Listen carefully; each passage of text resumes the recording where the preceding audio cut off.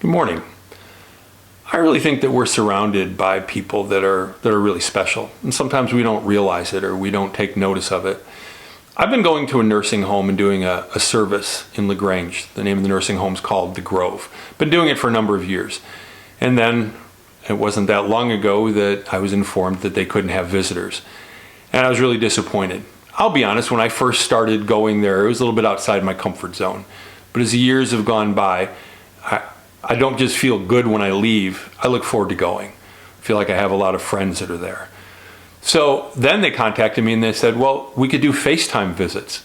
And I have to admit, I was a little bit nervous at first because I know some people will laugh at this because I talk a lot, but sometimes I'm not always sure what to say. So the first time we did the FaceTime visits, I couldn't believe how well it went. And all the people that I met with, they were people that signed up for it. They said, yeah, they wanted to chat with me. And just to see the look on their faces when they walked in with the iPad with my face on it. Now, I got to tell you this. See, I've been going there for a while, and in more recent years, a woman from our church, Achama, has joined me. And Achama brings her dog Shadow, and Shadow does tricks. Shadow is very gifted. Shadow's a great dog.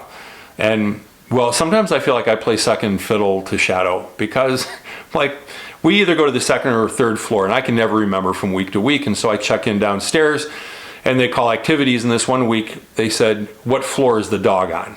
That's when I realized Shadow's the star, and I'm playing second fiddle. But I so enjoyed doing these visits, and different ones would say things that the thing they miss the most, it's something so simple, is I walk around the circle. We normally have about 15 or 20 people, and I shake hands with people.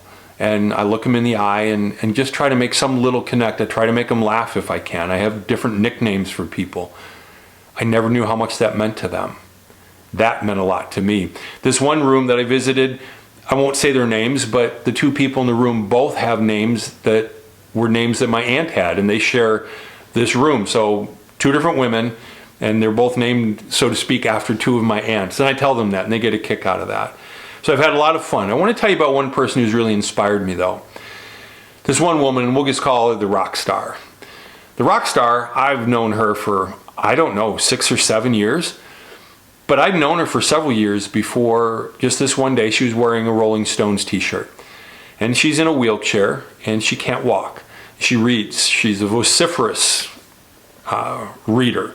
So I just said something about Rolling Stones. I said I saw them in 1975, and she's very soft-spoken, and it's not my place to ever ask why they're in a wheelchair. If they want to offer that, they can. But she said that was about the time of the accident.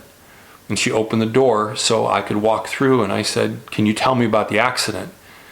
And she said, yeah, I was driving with a friend, and my friend got in an accident, and I was thrown through the windshield. She spent the next 5 years in a hospital. And if you do the math, the concert was 1975. By 1980, she got out of the hospital, and she's been in different care facilities for the last 40 years. You know, a lot of us right now are thinking shelter in place and we can't go out. That's how this friend of mine, the rock star, has been living for 45 years. Only now they can't even leave their rooms. But the best thing about FaceTiming is when we're sitting in a circle, I don't want to embarrass her and say what an example she is to me with her perseverance and how she has a good attitude in dealing with something that I don't think that I could deal with at all. But on FaceTime, I realized that nobody else was really listening except the aide that was holding the phone, and that was fine. And so when I prayed with her, I got a chance to let her know how much I appreciate her perseverance, how much I appreciate her courage. Because so many people in the world need her perseverance and her courage right now. I want to encourage you that there are rock stars all around us. Try to find one today or tomorrow this week and let them know how much they inspire you. Have a great day.